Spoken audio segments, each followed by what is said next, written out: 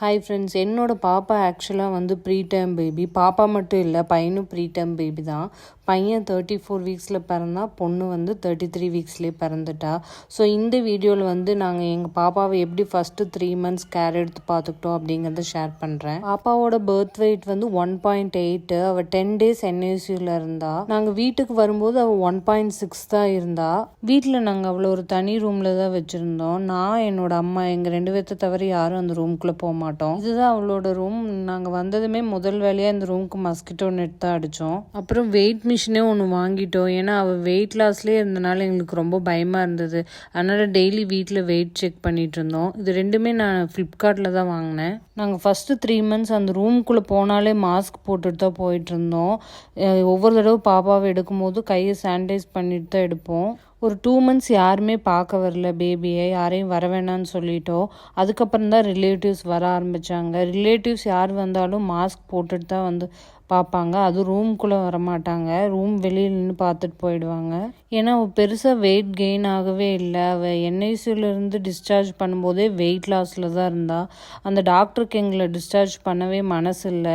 பாப்பா வந்து ஆக்சுவலாக டைரக்ட் ஃபீடிங் எடுத்துக்கவே இல்லை. அதனால் வந்து எப்படி கொடுத்துட்ருந்தோம்னா, நான் எக்ஸ்ப்ரெஸ் பண்ணி அவளுக்கு வந்து சங்கில் தான் வந்து கொடுத்துட்ருந்தோம். 2.5 hours ஒன்ஸ் வந்து ஒரு 10 to 15 ml தான் ஸ்டார்டிங்கில் குடிச்சிட்ருந்தா.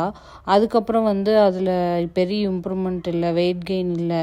அதனால் டாக்டர் வந்து பாட்டில் சஜஸ்ட் பண்ணாங்க. ஸோ பாட்டில் வந்து ஸ்டார்ட் பண்ணதுக்கப்புறம் தான் கொஞ்சம் நல்ல வெயிட் கெயின் ஆனால், அதுக்கப்புறம் தான் கொஞ்சம் இம்ப்ரூவ்மெண்ட் தெரிஞ்சுது. ஒவ்வொரு தடவை ஃபீட் பண்ணுறதுக்கு முன்னாடியே அவள் பாட்டிலெலாம் நல்லா வாஷ் பண்ணி ஸ்டெர்லைஸ் பண்ணிட்டு தான் ஃபீட் பண்ணிகிட்டு இருந்தோம். 3 kg வர வரைக்குமே குளிக்க வைக்கவே இல்லை. அவளை வந்து டெய்லி மார்னிங் அண்ட் ஈவினிங் வந்து செட்டாப்பிள் லோஷன் வந்து ப்ரிஸ்கிரைப் பண்ணியிருந்தாங்க. அதை வச்சு தான் வந்து தொடச்சி விட்டுட்டு இருந்தோம். 3 kg வந்ததுக்கப்புறம் தான் வந்து டாக்டர் குளிக்க சொன்னாங்க.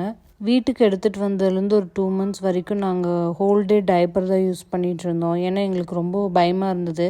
அவள் வெயிட் கெயினே ஆகவே இல்லை. அதனால் டைப்பர் யூஸ் பண்ணலைன்னா சும்மா யூரின் போயிட்டு சரியாக தூங்காமல் எந்திரிச்சிட்டே இருப்பாள். அப்புறம் வெயிட் கெயின் ஆகாது. நல்லா தூங்கினா தானே வெயிட் கெயின் ஆகும்னு சொல்லுவாங்க. அதனால் பயந்துகிட்டே நாங்கள் ஒரு 2 months அவளுக்கு டைப்பர் தான் போட்டு விட்டுட்டு இருந்தோம். அப்புறம் மோஸ்ட் ஆஃப் த டைம் அவளுக்கு ஸ்வெட்டர் போட்டு விட்டுட்டு தான் இருந்தோம். Every 3 hours once temperature check பண்ணுவோம். டெம்பரேச்சர் வந்து ரொம்ப கம்மியாக இருந்ததுன்னா ஸ்வெட்டர் போட்டு விட்டுருவோம். கொஞ்சம் ஜாஸ்தியாக, அதாவது 99.5க்கு மேலே எபோவ் இருந்ததுன்னா உடனே ஸ்வெட்டர் ரிமூவ் பண்ணிவிட்டு கொஞ்சம் ஃப்ரீயாக விடுவோம். So every 3 hours once temperature check பண்ணிகிட்டே இருந்தோம். நான் சொன்ன மாதிரி என் பையனும் ப்ரீடேர்ம் பேபி தான். ஆனால் அவனுக்கு வந்து நல்ல வெயிட் கெயின் இருந்தது. ஆனால் பாப்பாவுக்கு அப்படி இல்லை. வந்து ரொம்ப வெயிட் லாஸில் தான் இருந்தா. வெயிட் கெயினும் ரொம்ப ஸ்லோவாக தான் இருந்தது. அதனால நாங்கள் ரொம்ப பயந்துகிட்டே தான் இருந்தோம். அவளை ரொம்ப குட்டியாக இருப்பாள். அவளை தூக்குறக்கே வந்து ரொம்ப கஷ்டமாக இருக்கும், அவ்வளோ குட்டியாக இருந்தா. 3 kg கிராஸ் பண்ணதுக்கப்புறம் தான் வந்து doctor full time direct feeding கொடுக்க சொன்னாங்க. அதுக்கு முன்னாடி வரைக்கும் டெய்லி ஒரு 2 or 3 தான் வந்து டைரக்ட் ஃபீடிங் கொடுத்துட்ருந்தேன். அதுக்கு 3 kgக்கு அப்புறம் தான் வந்து ஃபுல் டைம் கொடுக்க ஆரம்பித்தேன். அது கொடுக்க ஆரம்பித்ததுமே வந்து ஒரு 2-3 நாள் வந்து ரொம்ப சிரமப்பட்டோம். அவள் குடிக்கவே இல்லை. அதுக்கப்புறம் வந்து அப்படியே பழகிட்டா. டாக்டர் வந்து ரொம்ப சப்போர்ட்டிவாக இருந்தாங்க. ஆக்சுவலாக அவங்களுக்கு எப்போ எந்த டவுட்னாலும் வாட்ஸ்அப் பண்ணால் உடனே ரிப்ளை பண்ணுவாங்க. அதனால் எனக்கு ரொம்ப ஹெல்ப்ஃபுல்லாக இருந்தது. ஏதாவது திடீர்னு பயமாக இருந்தது, டவுட் இருந்தனாலும் உடனே எனி டைம் வேணாலும் வாட்ஸ்அப் பண்ணுவேன். அவங்க பார்த்த உடனே ரிப்ளை பண்ணிடுவாங்க. பாப்பா வந்து டெய்லி மார்னிங் ஒரு 10 minutes சன்லைட்டில் காமிப்போம். ஏன்னா நாங்கள் ஹாஸ்பிட்டல்லேருந்து டிஸ்சார்ஜ் ஆகிறதுக்குள்ளாரியே அவளுக்கு ஒரு 3 times ஜாண்டிஸ் வந்து போச்சு. அதனால் இன்னுமே வந்து ஒரு 10 minutes டெய்லி காமிச்சிட்ருக்கோம். இப்போ வந்து பாப்பாவுக்கு 4 months கம்ப்ளீட் ஆயிடுச்சு. அவள் வெயிட் கெயினும் நார்மலாக தான் இருக்குது அப்படின்னு டாக்டர் சொன்னாங்க. நெக்ஸ்ட் வீக் மறுபடியும் அவளுக்கு செக்கப் இருக்குது. அப்போ போய் காமிச்சாதான் தெரியும் என்ன சொல்கிறாங்கன்னு. பாப்பா இப்போ வந்து டே டைம் அண்ட் நைட்டு 2 நேரமும் தொட்டிலில் தான் தூங்கிட்டு இருக்கா. ஃபஸ்ட்டு 3 months வரைக்கும் பெட்டில் தான் தூங்கிட்டு இருந்தா. ஆக்சுவலாக எங்கள் இதில் வந்து தொட்டிலில் போடுற ஃபங்க்ஷன் ஒன்று வைப்போம். அது வந்து 3rd month தான் வச்சோம். ஏன்னா ப்ரீடேர்ம் பேபிங்கிறனால யாரையும் இன்வைட் பண்ணி வைக்கக்கூடாது அப்படிங்கிறனால 3rd monthல தான் வச்சோம்.